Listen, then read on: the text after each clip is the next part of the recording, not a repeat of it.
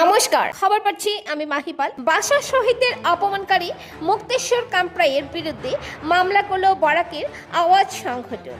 আজ এই সংস্থার প্রতিনিধিরা শিলচর সদর থানা এসে কামপ্রাইয়ের বিরুদ্ধে একটি এফআইআর জমা দেন।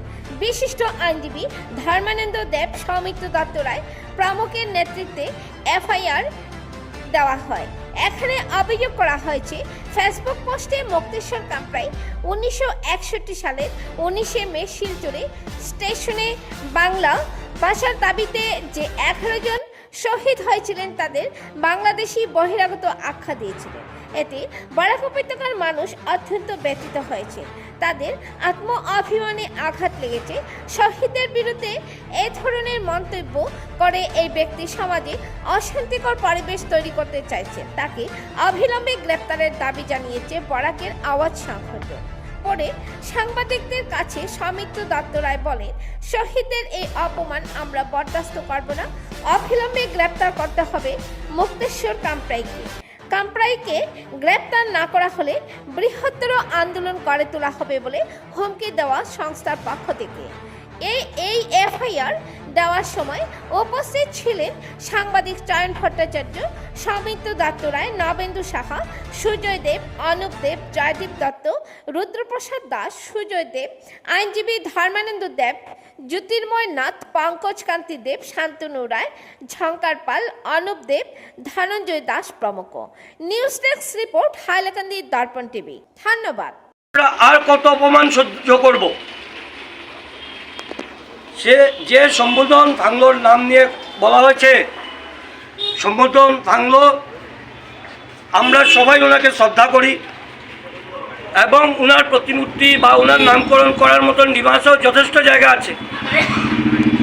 আমাদের শিলচরের সার্কিটেও তো ওনার ছবি বসানো হয়েছে, কিন্তু এই ভাষা শহীদ নিয়ে এই অপমান আমরা বরাক উপত্যকাবাসী কখনোই সহ্য করব না। এটা আমরা হুঁশিয়ারি দিয়ে রাখছি। আগামী দিনে শহরের আরও প্রচুর মানুষ বেরিয়ে আসবে এবং এটা বৃহত্তর আন্দোলন দিকে যাবে। তার জন্য এটার বিপরীতে এই কামপ্রাইয়ের এগেনস্টে এখনই অতি সত্বর একটা ব্যবস্থা নেওয়া হোক।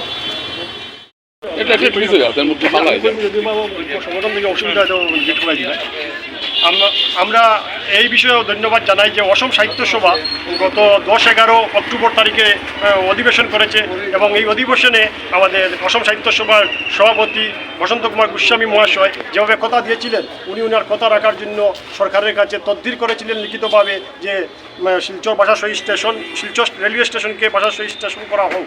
কিন্তু ওনার পত্রের মধ্যে আমার কাছে একটা বিভ্রান্তির সৃষ্টি করেছে। আমি আশা করব আসাম সাহিত্য সভা এই বিভ্রান্তি শীঘ্রই দূর করবে। বিভ্রান্তিটি হচ্ছে, উনি ওনার পত্রে লিখেছেন যে 4টি ভাষায় নামকরণ করার জন্য, প্রথমত অসমিয়া, দ্বিতীয়ত হিন্দি, ইংলিশ, বাংলা, এভাবে 4টি ভাষার উনি ফর্মুলা দিয়েছেন। কিন্তু সরকারি যে নিয়ম বা আইন যেটা রয়েছে তা হচ্ছে 30 স্তরীয় ভাষায় নেম প্লেট হবে। প্রথমে থাকবে আমাদের যেহেতু নন স্পিকিং হিন্দি, নন স্পিকিং স্টেট, অথবা আমাদের উপরে থাকবে বাংলা, রিজনাল ল্যাঙ্গুয়েজ বাংলা, তারপরে থাকবে হিন্দি, তারপরে ইংলিশ।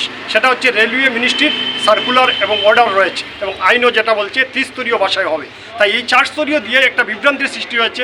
আমি দাবি রাখবো যে অসম সাহিত্য সভা শীঘ্রই সেই বিভ্রান্তি দূর করবে।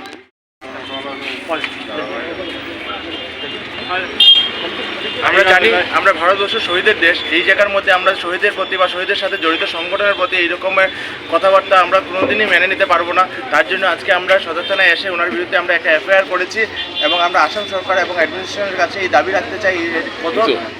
আমরা বরাকের আওয়াজের পক্ষ থেকে শিলচর সদর থানায় মুক্তেশ্বর কামপ্রাইয়ের বিরুদ্ধে একটি লিখিত এফআইআর দাখিল করেছি। এই এফআইআরে আমাদের মূল অভিযোগ হচ্ছে যে গত 21 অক্টোবর তারিখে মুক্তেশ্বর কামপ্রাই সোশ্যাল মিডিয়া ফেসবুকে একটি পোস্ট দিয়েছেন, যেটি অত্যন্ত আপত্তিকর এবং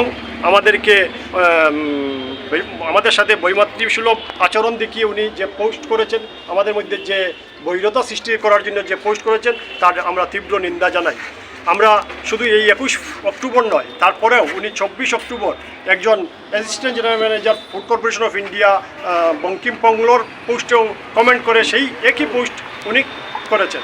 তাই উনাকে যাতে আগামী দিনে এইসব কাজ থেকে বিরত থাকার জন্য এবং এই ধরনের কথাবার্তা তৈরি করে দুইটি ভাষাগোষ্ঠীর মধ্যে বিরোধ সৃষ্টি করার অপরাধে ওনাকে যাতে অতি শীঘ্র গ্রেফতার করা হয় সেই আবদান নিয়ে আমরা আজকে সদর থানায় হাজির হয়েছি এবং সদর থানায় আমরা লিখিতভাবে এফআইআর দাখিল করেছি।